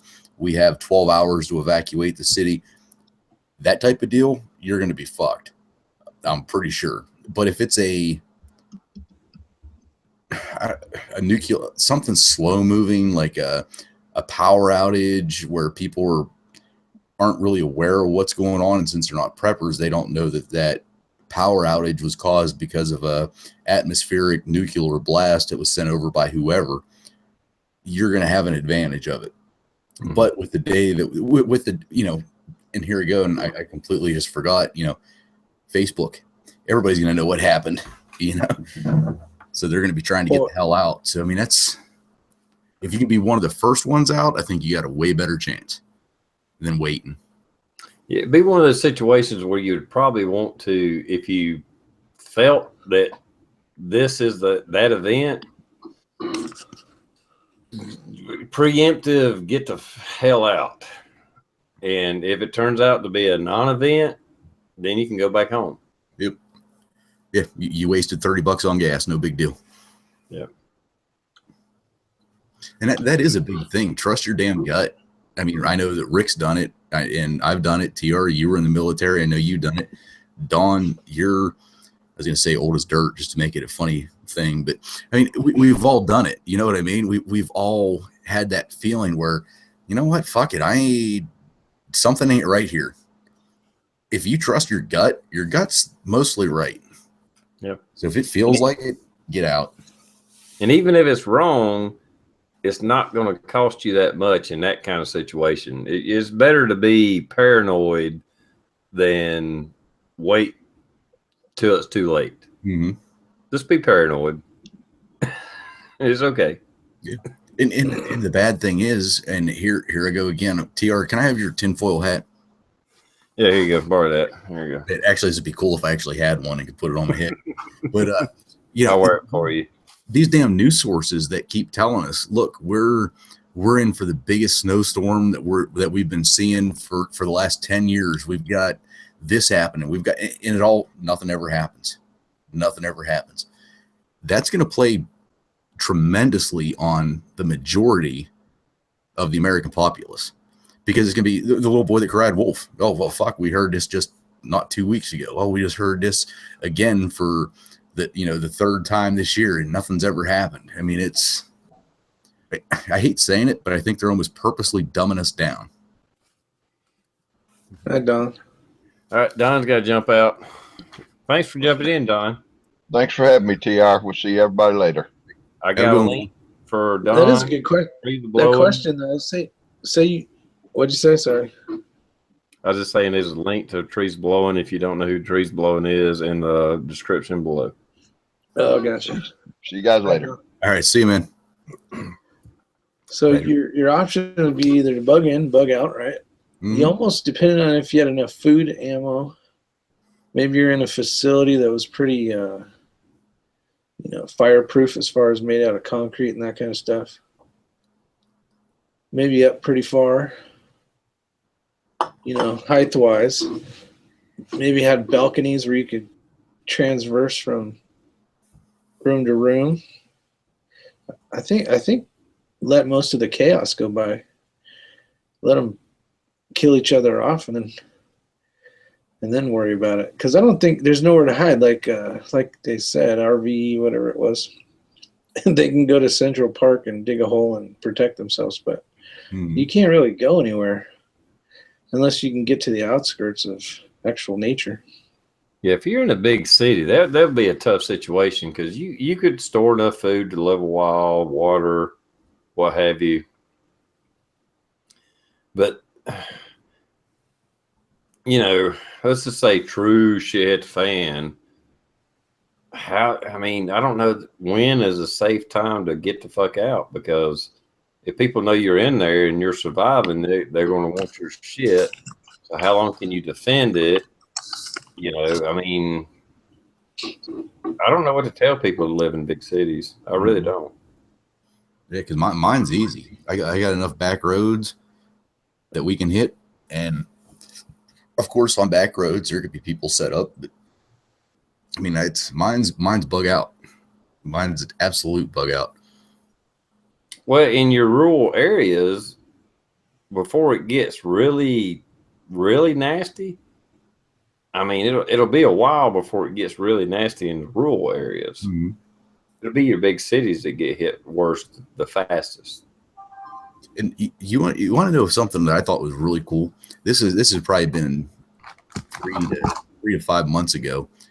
We were out at the farm, and the father-in-law, he's a good old boy. I mean, he's one of these guys that, he can talk to anybody. He's a people person. But he was like, I got all this acreage. I've got all these animals. I've got all this. It's not for me. It's for if things get bad and all of my daughters and sons have to come here with their families. That's what he said. If things in the United States get bad. And I was like, wow, really? I mean, he's a farmer. So, I mean, he's older, but he's an active fella. And I mean, he's just, well, today, Christ, I don't even know how much fucking wood we fucking split and stacked today. And he was whooping my ass. But, I mean, that's his mindset. And it's not a doom and gloom. That's what he thinks about all the time. But he's already got a plan that if any member of my family ever needs somewhere to go, this is where they're coming. And I think that's awesome. Well, that's the thing. Rush Creek brought up a good point, is where are you going? If you don't have a plan, something happens, and then can you get there? How easy is it to get there? And how much resistance are you going to meet trying to get there? So there's a lot. I mean, like where I used to live in California, I even had property in California, but the problem was water. We had a pool. I had filters where I could filter the pool water. But the whole time I was thinking I was bugging out because of the populace was going to basically be trying to get to my house. Where I live, I'm not as worried about stuff because I have water on hand. It's completely different. I got a stream that runs through the property and year round. And so things are a lot different. People are a lot different there too as well. They're not, and not to say that they can't be when they get hungry and that kind of stuff, but I don't think you're going to have the people. You're not going to have the people that you would have in a populated area wanting to get your shit as much as the people that already understand life, having a simplistic life and not needing everything. They're just going to be normal, I think, for the most part, compared to percentage-wise of living somewhere that's more populated.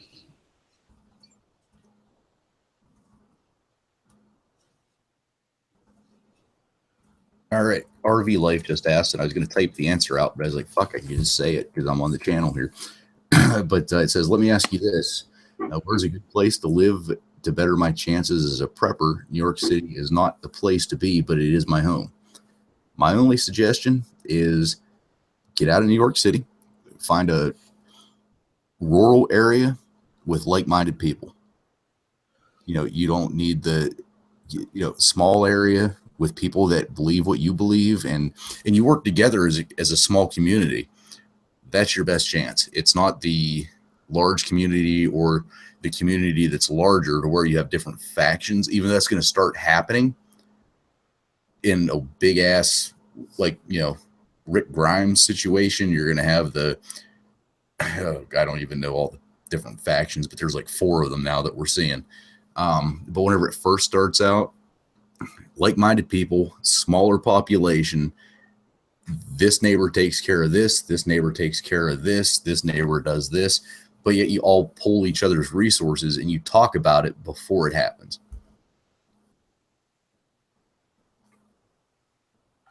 Well, yeah, you gotta have a plan, you know. And if you can have more than one person, meaning yourself, to make this plan work, it's definitely going to help, because at some point you're going to have to go to sleep. You know, you're going to have to rest. There's going to be something you need to move that's too heavy to move by yourself. Mm-hmm. There's going to be equipment you need to carry. And you're probably going to get sick. Very You're sick. probably going to get sick, and you're not going to know everything. Yeah, that's the biggest things to have, or, you know, if you can take something to the table to where you're I don't want to say a medicine man, but you know how to make, or you know what plants to look for antiseptic, for burn lotion, for this. That might be the only thing you know how to do, but you know what? That is a high-ranking position in a small community, because now you have become, in effect, the doctor.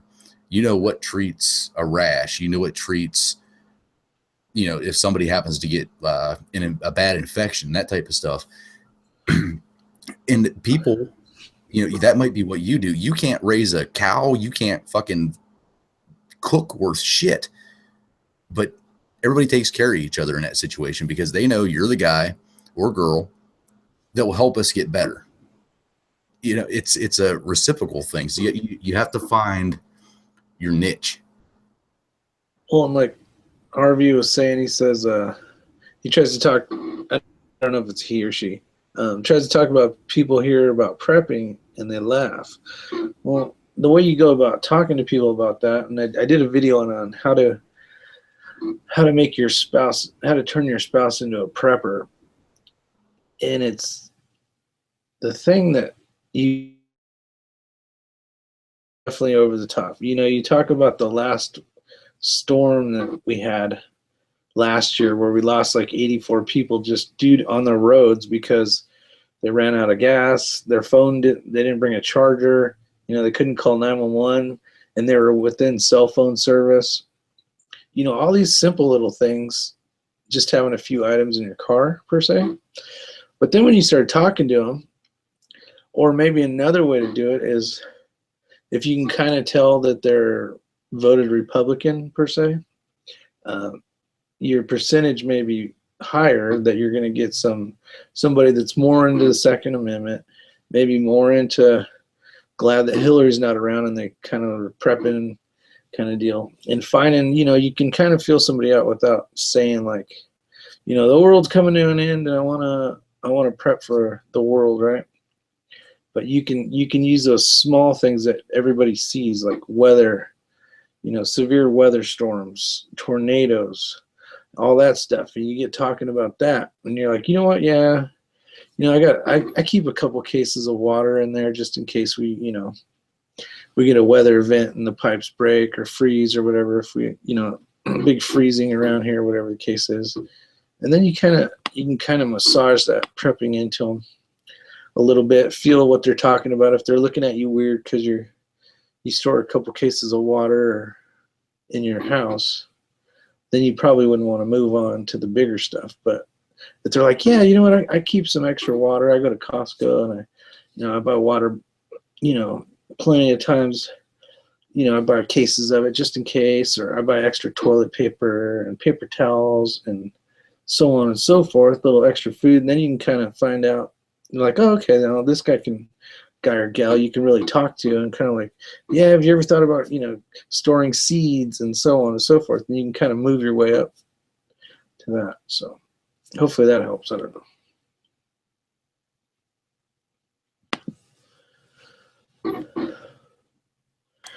Yeah, there's definitely ways to introduce your thinking to other people without freaking them out. You don't want to talk about end of times and Armageddon and Yeah. Even stuff that I truly believe in, I mean, as far as the stock market and the economy and all that, I mean, I feel that's looming. Could happen any day, or it might be freaking 10 years from now. I don't know, but it's going to happen. It is going to happen. But if you start the conversation out with that, you're probably going to get some resistance. And, oh, that's one of these cuckoo guys. Yeah, and if you massage it right, you may change someone into thinking, yeah, you know what, that's a smart idea.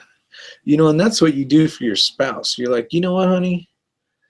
You say it's you to make you feel better. You know what? The stuff in the car that I put in here for you is just to make me feel better. So if you break down at night, you know, you have a flashlight, you got some water, you got something to eat, and kind of use that to make you feel better. But now you have it in the car, so if something happens, she knows how to use it. Or shit, if you break down, you got the stuff in the car, you know. So it's just about how you word it, I think.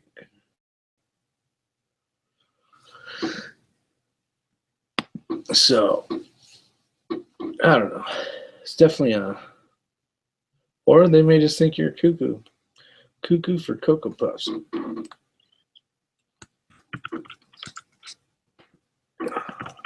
Most people do, but most people don't know history.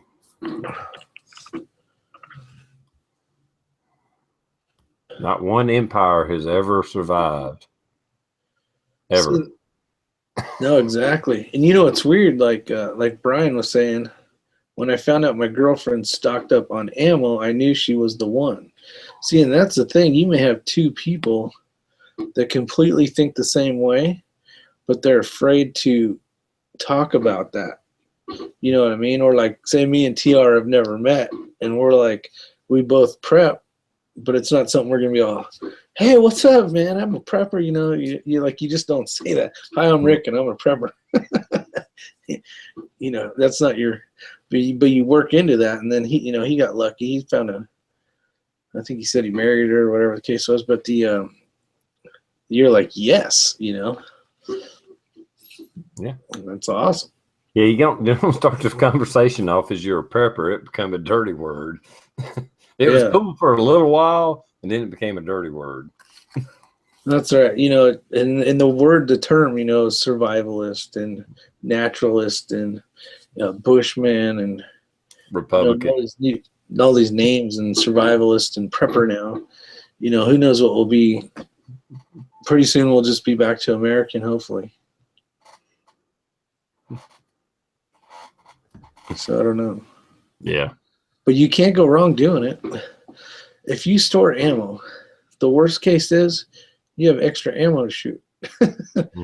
You store water, the worst case is you got extra water to drink. So on and so forth. Yeah, I don't know that I have anything that I stock that can't be used years from now.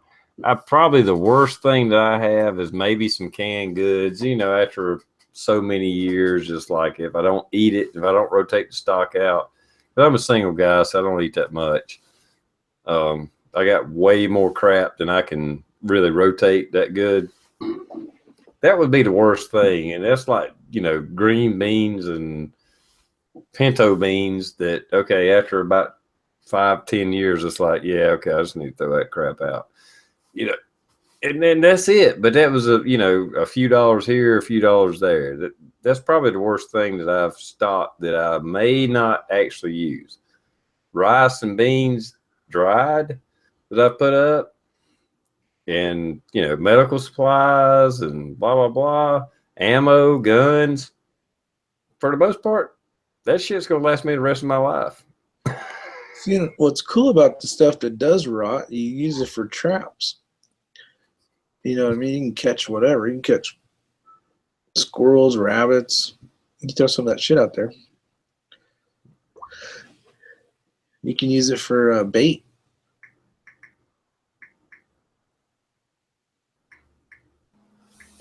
Yeah, Kitty says, eat it before it expires, TR. That's easier said than done whenever you buy a bunch at a time. Yeah, I got cases of fucking green beans. It's like, eventually I'm going, okay. Well, and the good shit's never on sale. Right. It's always the stuff that's almost at the expiration date anyway. Yeah, or it's just shit you don't want to eat. You're like, but at the same time, unless the can's rusty or some bitch is bloated up, if I open it up and it don't smell bad, I don't care if it's 10 years from now. Yeah, the nutritional value's gone down. It's really not that good, but it's still edible. still going to give you protein and make a turd. Yeah. Hey, Dirt Road's out there. Hey, Dirt Road. What's up, Dirt Road? Borg. I probably should do a rundown, but they've got a lot of people out there. We got into the 60s, and I know for sure. That's pretty good. Hey. You want me to do it real quick? If you want to, you can. I don't mind. I appreciate these guys coming every time and supporting your channel, so I don't mind doing it for a second. I'll start in the middle here. Hopefully everybody's been talking. Evans Field, got STL Tony, Rush Creek Survival, Sandy's Passion, RV Life Rules, Gimp Geek, Wally's Humble Home, Southern Style 357, Gear Grinding 19, J. Greg Campbell, The Redneck Prepper, Big Johnson Guns and Gear,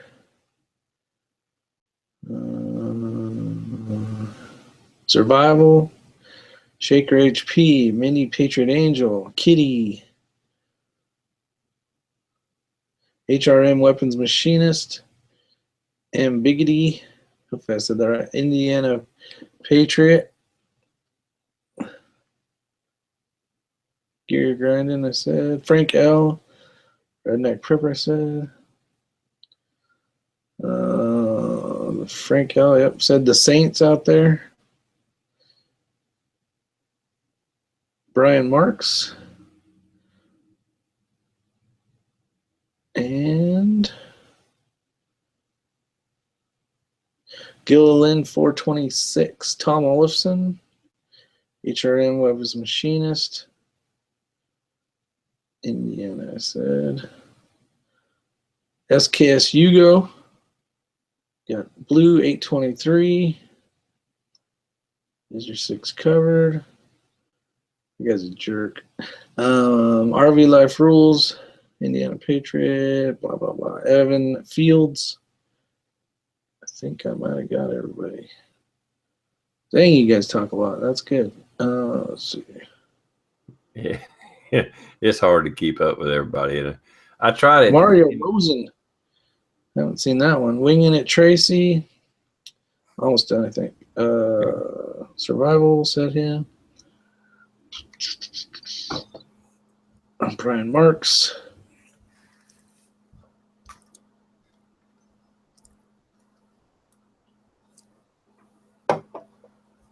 And Chris Bethune.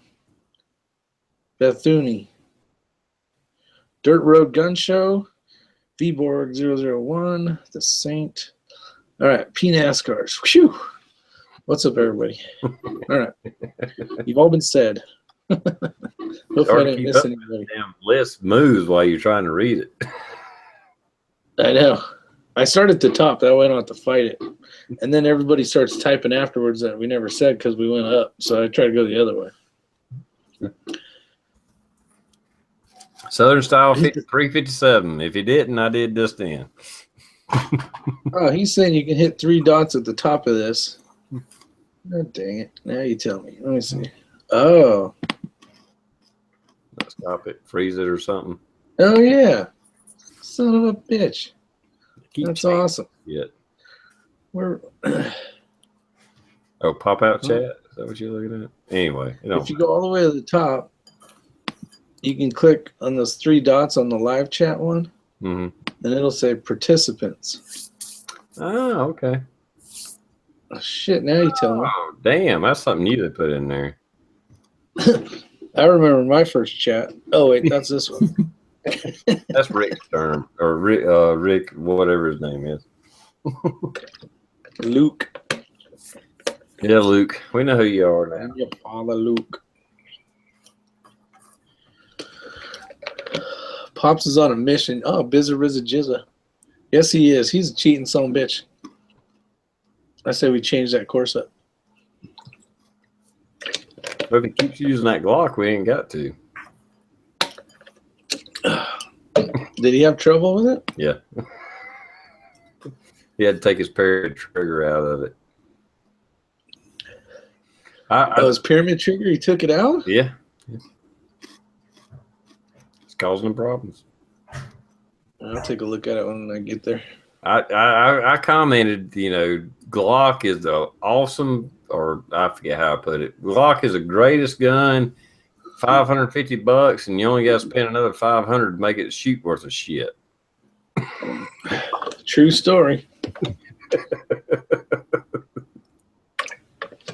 True story. Yeah, this isn't a bottle of Jack. It looks like it. You didn't say anything. Well, I didn't say the stuff in it wasn't Jack. I just said this bottle wasn't Jack. Citizens of California, I'm here to protect you. Listen here, people.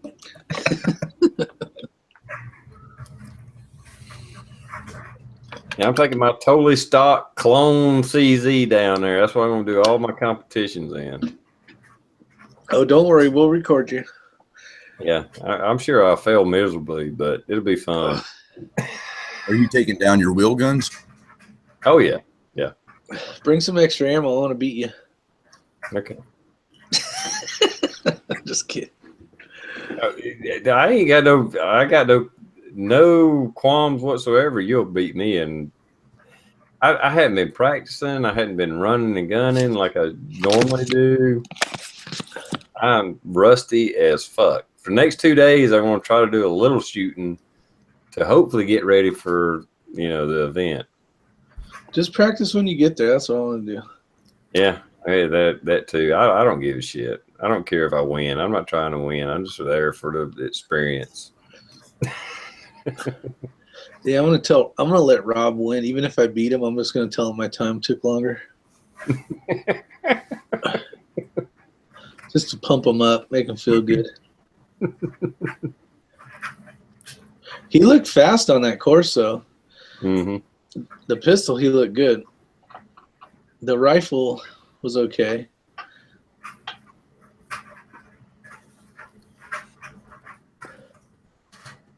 What's the normal number of guns to bring? Depends what kind of vehicle you're in. Yeah, I mean, put down all of them. Bring all of them. 15 and 6,000 rounds for each one. Actually, last time I brought a bunch of guns, and I think I shot probably 1/3, maybe less. I'm thinking like 3 or 4 guns actually is all I really used.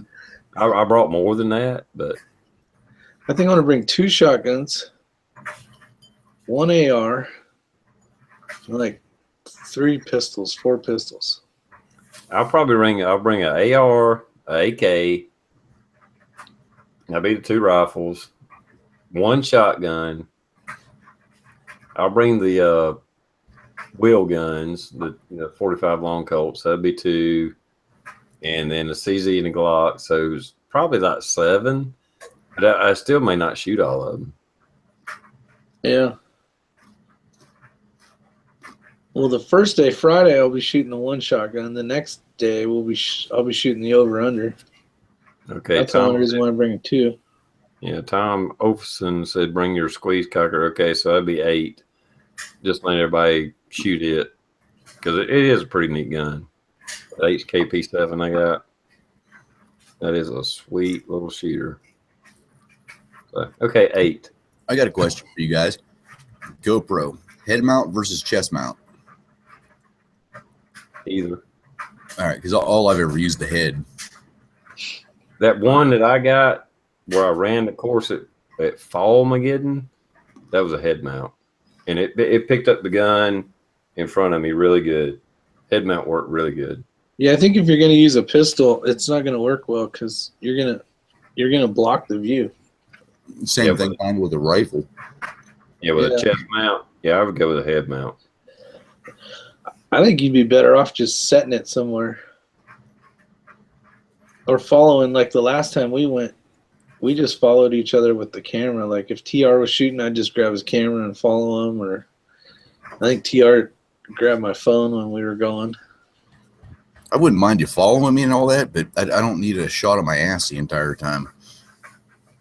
You never know. Some chick might see that shit and say, Yeah, bald head and a. What are those power rings again? Mm-hmm. They're just power rings. and it's not like we set those videos up. They're just all random shit. We just happen to catch some good ones every once in a while. Yep. Well, it's hard to video in the pistol course because it's tight. Yeah. It's from behind mostly. You can't, because the way you run in and then you turn right. I make my own jokes and I laugh. I'm sorry. Now the head mount works really good. It's not for everything, but it works good when you're running through a course or whatever. Dirt Road's got the GoPro ass mount power rings.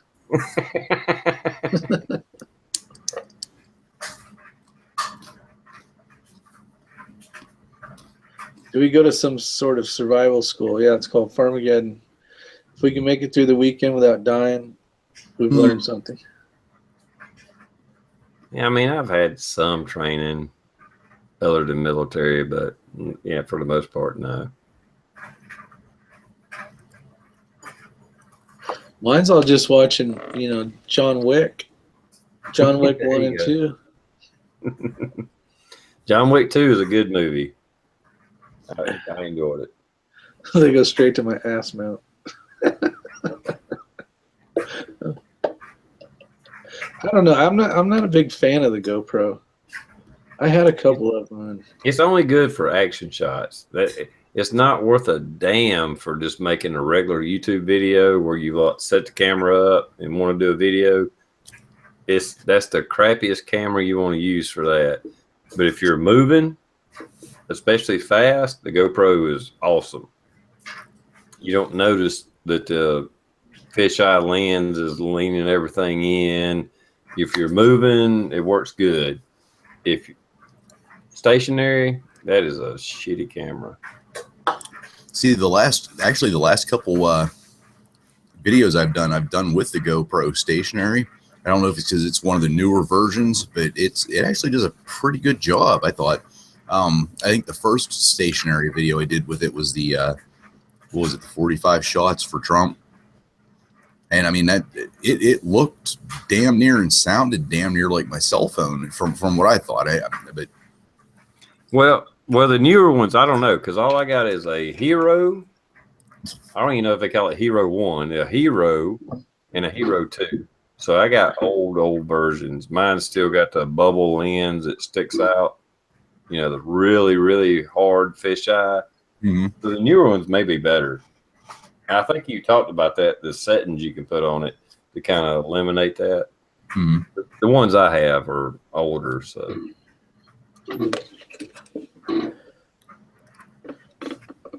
Yeah, RV, it is a secret. It's one gentleman, he owns some property, Pops Quests, and he invites some of his friends to go shoot on his property.